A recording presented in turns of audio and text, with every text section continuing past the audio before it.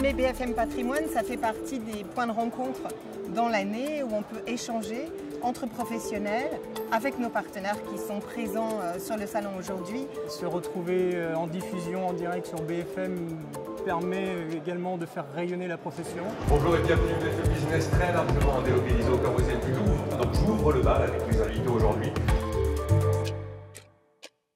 La CNCGP est l'association à laquelle j'adhère pour défendre mes intérêts. Je suis adhérent de la CNCGP depuis 2011. On a tenu notre assemblée générale hier au théâtre de la Madeleine, qui était le théâtre de Sacha Guitry.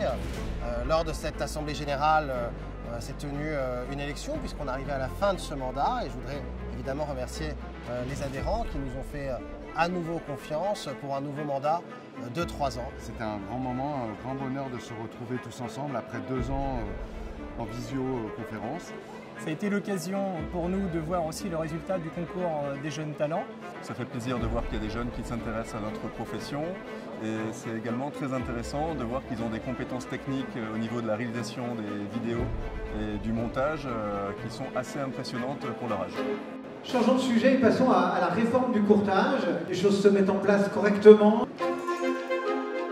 Alors cette réforme du courtage à très court terme, ça n'a rien changé, mais elle est majeure puisqu'en fait notre association est composée d'un certain nombre de conseillers en gestion de patrimoine qui vont accueillir des courtiers. Il va falloir qu'on apprenne à vivre ensemble. Finalement, on est tous courtiers. On est évidemment conseiller en investissement financier, mais nous, on est aussi courtiers. Que la CNCGP aujourd'hui ait été validée par la CPR comme étant aussi association de courtiers, moi me satisfait puisque en fait, ça répond à mes obligations professionnelles. Je pense que cette réforme du courtage, elle va améliorer un peu la qualité du conseil qui va être donné dans les années à venir aux particuliers en France qui souhaitent placer leur épargne. On est dans une crise qui suit une crise. Et donc, on doit se poser la question de quel est l'avenir de notre métier. Et moi, je crois que cet avenir, il est radieux. Parce que finalement, on se rend compte qu'à chaque fois qu'il y a une crise, et ça a été la même chose en 2008, eh bien, nos clients ont besoin de conseils. Et là, les CGP sont présents pour faire valoir leurs compétences et leur disponibilité.